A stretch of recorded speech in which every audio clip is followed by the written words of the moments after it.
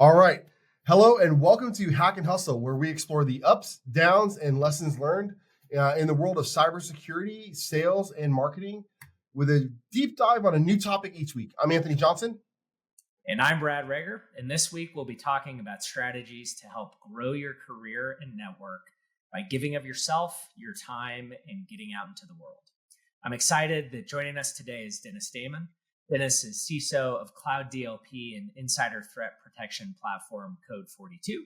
Prior to Code 42, Dennis was the resident CISO at Proofpoint, Chief Privacy Officer at Maripost, and Chief Privacy and Security Officer at ReturnPath.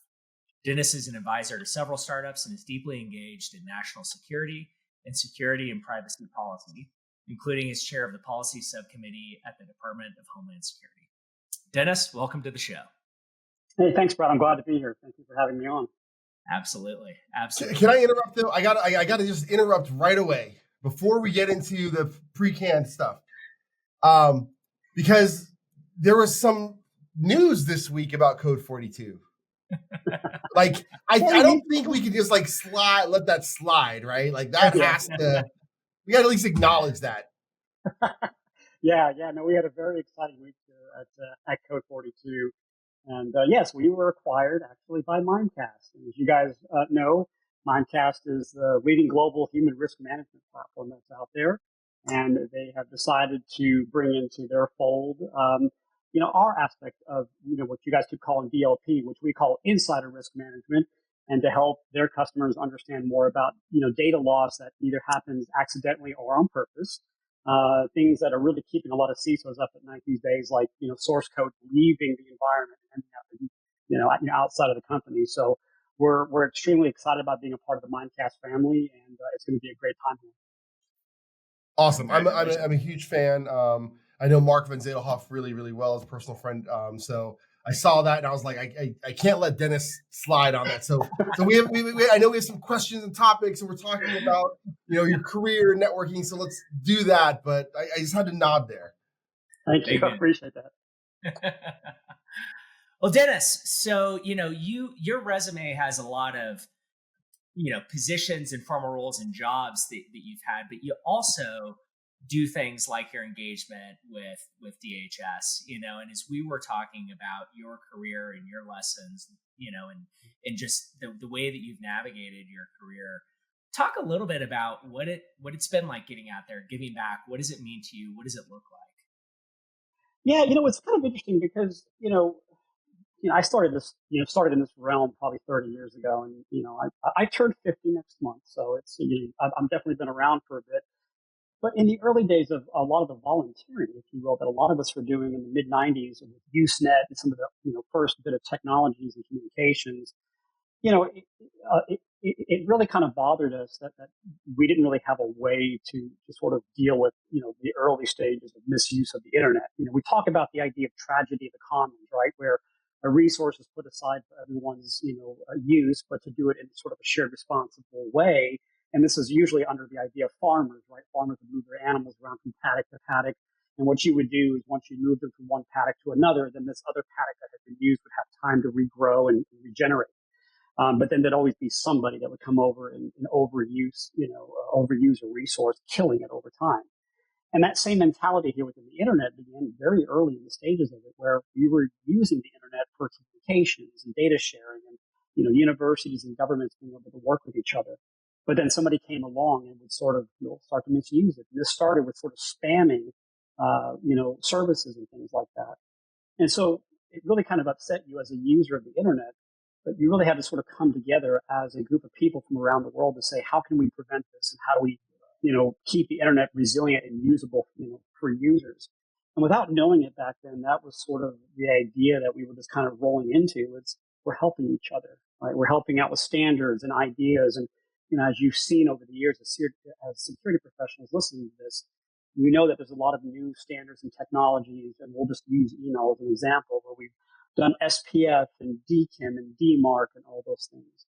But those just weren't done in a vacuum by one individual, right? It was done by many individuals that were working together so that we can preserve the usefulness of the internet. And so over the years, you kind of, by accident, but in a good way, have continued to work with people and to give back where you can, because it really takes a village, right, to make things happen. So let me take this a little bit. I love this this topic, but it's theoretical for a lot of early practitioners, right? Like back in the day when all of us were, running around in our 20s, I would say, you're like, hey, this is a new thing. We're going to do this. And everybody was way more accepting and understanding of like, hey, I coded this thing. I promise it's safe. It's going to be better, right? Yeah. But 2024, if you're a early in your career person, what do you think giving back and engaging in the community, what does that look like? And how does that contrast to like, I mean, you just gave a great example of your career, but like, how does that contrast if I'm, 22 years old, 24 years old, how do I give back in while simultaneously grow my career? It's actually a little bit easier now, I think, than it was for a lot of us. And you and I were just talking about Twitter X, right? That's where you do a lot of your speaking and whatnot. And because of these sort of devices that we basically live on day in day out in our social media world, what I tell a lot of our folks, and I'll use some of the interns that we have at our company right now, it's I make sure that they know that they're allowed to sort of go out there and explore the questions, right, and the issues, and then to be able to speak up on it. And one of the more simpler ways is, LinkedIn, right? LinkedIn has been a great platform originally for sort of resume building and understanding what your experiences are. But Microsoft has taken it so much more further now within LinkedIn to say, hey, share more of your stories. And so they built the tools now around that so that you can, go through a lot of information, read about it, and be willing to comment on something, right? Or share something and say, hey, here are my thoughts about this. Like the CrowdStrike situation, that was a huge thing in the last couple of days, obviously impacting people. And I've seen more and more people have theories or have ideas of whether the company could do it better or how we do it better as a whole. But just simply jumping in and doing a lot of reading and be willing to say, okay, I've got a thought, but I'm just going to keep it up here. No, let us know what that is. Because I have seen people who have come up with some great thoughts and ideas that I haven't even considered in the last week. And I'm like, that's a great point. Right. And we do this all the time in our real world, right? When we're talking to people, how many times have you talked to somebody and they said something, you're like, good point, right? Yeah. It changes you as an individual and your direction. So I would tell the younger folks is, again, and most of you are probably on social media, but don't be afraid to get out there. It's okay to make opinions. It's okay to make thoughts. And sure, you're going to have somebody that's going to say, hey, you're nuts. That's fine. You don't necessarily have to go back and respond to them if you don't feel like it, but make yourself known, and hopefully other people will hear that. They will buy into, in a good way, what you're talking about, and that just gives you more credibility, I think, as an individual. I do think that's one of the cool things about security, right? Relative to other industries, like we all share a set of common adversaries and we're all there to protect fundamentally at the end of the day, right? And even when you look in the ecosystem of security, yes, there's different vendors out there. It's of course competitive, but at the end of the day, we're all looking to help secure enterprises and clients and humans from bad things that are out there. And I think that provides a natural forum for people to work together, for people to collaborate, for people to set aside, hey, I'm with this company or this company and we're competitors. No, at the end of the day, our job is to help protect our people, our assets, our data. And I think that creates an environment and creates a set of opportunities for folks that I don't know if you get that in other industries, right? But maybe Dennis, well, Brad, you make a very good point. Oh, yeah, go for it. Well, I was going to say, you also make another sort of good point. And Anthony, this kind of goes towards a little bit of like what other things that people can be working on. You just said that we're all working on the same goal, right? We're all fighting the same, all the bad folks that are out there. When you sort of also take a look at that, joining these, these groups, like to call them therapy groups, but, joining groups of people as well also help you, I think, find that commonality that you just mentioned, Brad. There are tons of organizations out there, coalitions, if you will, nonprofits as well, that do things. And in fact, if anybody's of interest of this one, I was just even talking to some of the mindcasters, as we're now calling them, where I have come and worked with some of these people, not in the company, but outside of the organization in coalitions like MOG, the Messaging Anti-Abuse Working Group, right? These are coalitions that anybody can usually join because, again, there's a commonality that's in these. Some of them are open. Ones like MOG or Chatham House Rules, because we do have an opportunity to even discuss some of the more sensitive topics or secret topics because we're fighting, against the criminals. But I would even tell, the individuals that are even younger now today, you jump into some of those groups, you'll find other, as Brad said, common people that are there working with you. And in fact, actually, we're celebrating our 20th year actually at MOG right now, and they literally just posted my 20-year, blog post about why I joined it. And I kind of discussed a little bit about sort of like, about this idea that this is a great place to be in because again, you're around a lot of wonderful, very like-minded people, and that yes, it helps your career, and I'm sure we'll get into that here in a second, but it helps you also learn as well from others that are the graybeards, right? They're graybeards, but the graybeards that have been around a lot longer than I have that are there, and they're also willing to put onto you some of their thoughts and ideas. So let me raise a contentious question because that's one of my favorite things to do a little bit here. So we have from the outside, it's very, very easy. So if you're not in security, it's easy to be like, hey, they're all fighting the good fight together, right? But from the inside, what you actually see are vendors and you see cyber practitioners, and it's almost like a caste system in some cases, right? Because I've seen, really smart security architects who happen to work at a vendor that try to join a group, and it's almost like they're ostracized a little bit, right? Because they're like, oh, but you're at a vendor. What I like to say is like sometimes, yes, they're a fisherman, right?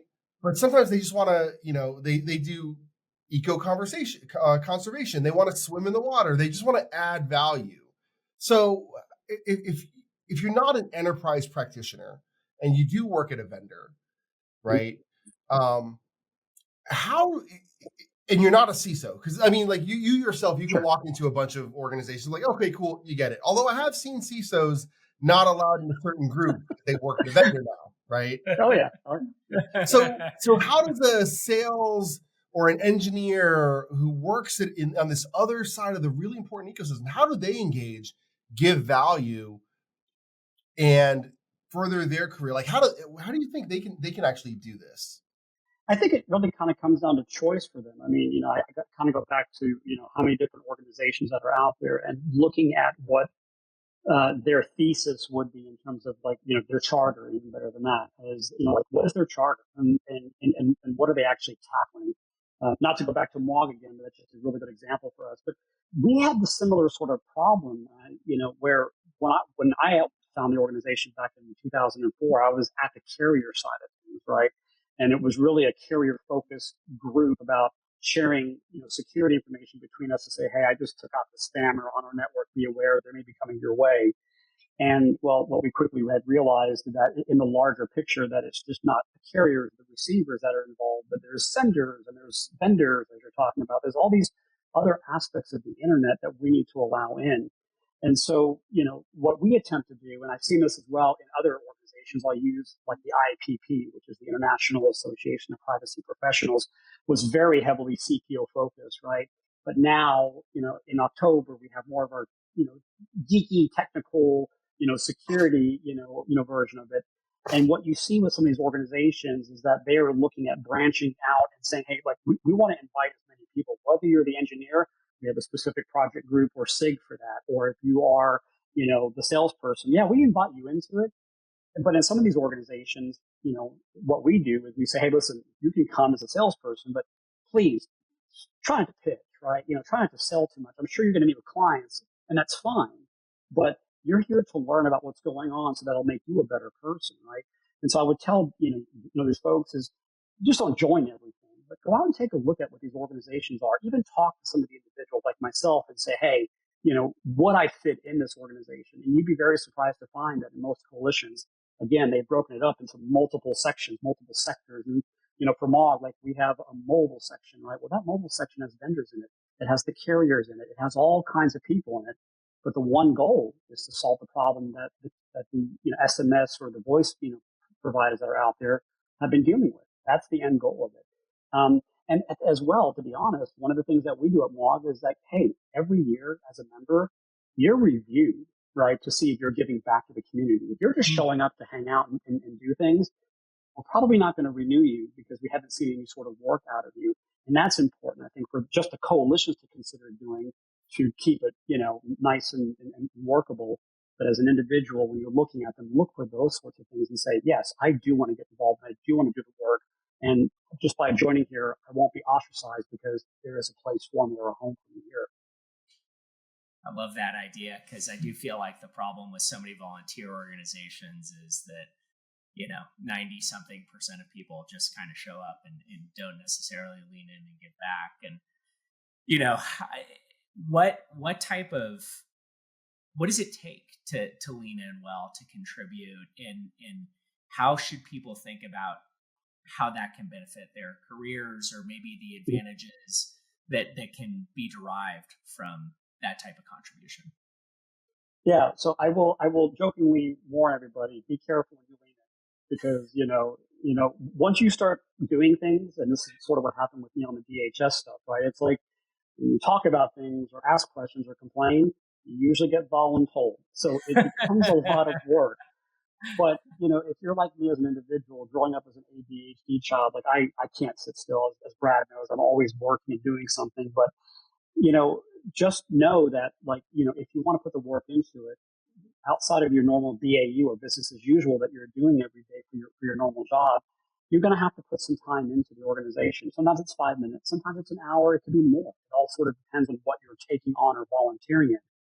But again, if your heart is in the right place, if your mind is able to balance and juggle a lot of different things, it can be done, right? I mean, sometimes I've got to work just to help them out on a Saturday morning. I'm sitting here drinking my coffee while my wife is still in bed at 7 in the morning, and I'm putting some extra time. But that's me as an individual. I don't mind giving that. Others have a harder time balancing that, and we sometimes have to go back to them and say, "Hey, listen, we've been working on this thing for a while.